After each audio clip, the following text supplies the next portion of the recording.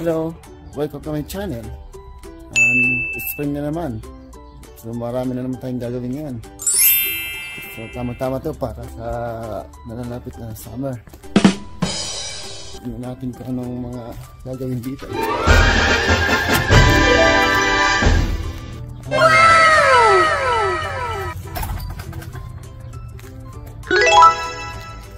Marami tayong gagawin dito. Kailangan ko na mag-rake. Wala pang masyadong nag-garden ngayon kasi medyo malamig pa. Nasa 12 degrees. Kaya yung mga kapitbahay ko hindi rin nag-garden.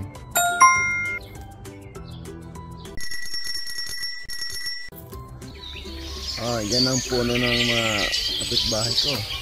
Yan. Ito naman yung puno namin. Kaya lang yung dalawang puno na yan. Ang puno ba? Patay na to eh. What? Kailangan ko itong i-replace. Kasi itong mga to, hindi ito patay. Yan o. Sisimula na siyang mag-flower o. Ito naman rose. Yan, buhayin na sila. Ito yung mga klaseng shrubs. Yan, ang tulip ni Milesky. Yan, tumutubo na. Yan ang mga tinatawag na perennials. Itong dalawang punong apple lapit na rin ito magdahon. Tinitrim ko yan kasi masyadong mabunga. Hindi naman kami mahilig sa apple. Yan, tumubo na yun. Perennials. Tuwing winter mamamatay ang mga yan. Ayan, mamamatay ang mga yan. Pero pagdating ng spring, mabubuhay naman sila. Halos perennials ang itinatanim ko rito. Kasi pag seasonal kasi, kailangan ko pang bumili ng bumili. Hindi katulad ng perennials, process ang tumutubo. So medyo nakakatamad pa rin mag-garden ngayon.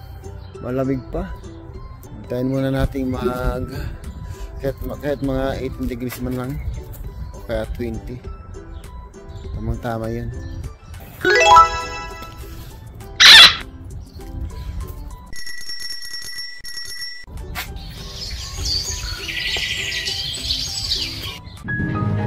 Itong part na to, nilinis ko to, tinanggal ko yung grass para i-replace ng bago.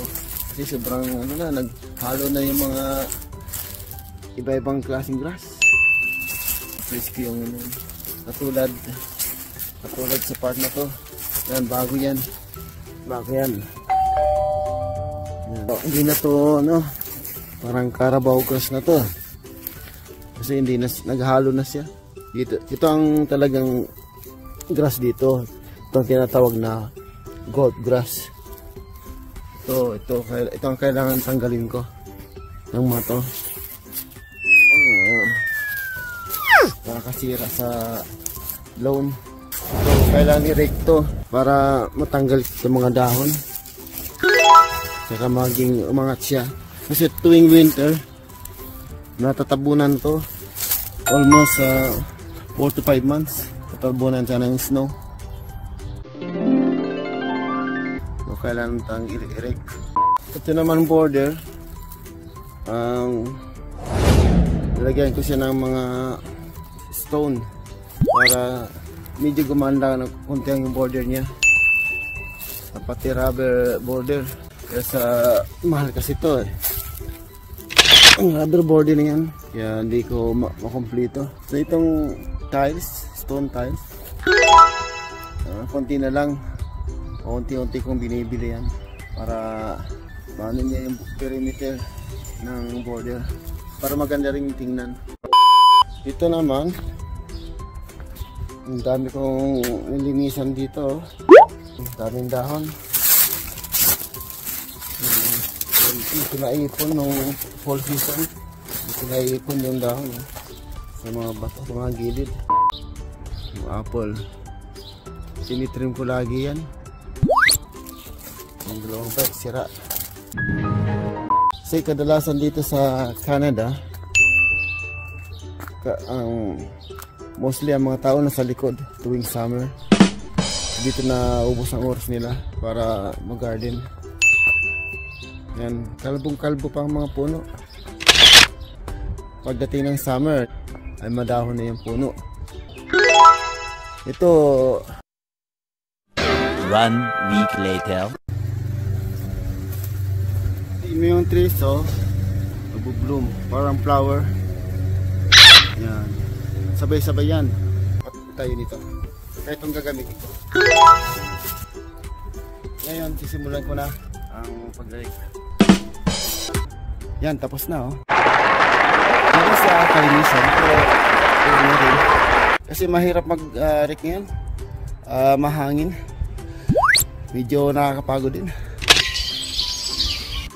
Minsan nakakapagod din mag-trabaho dito sa likod.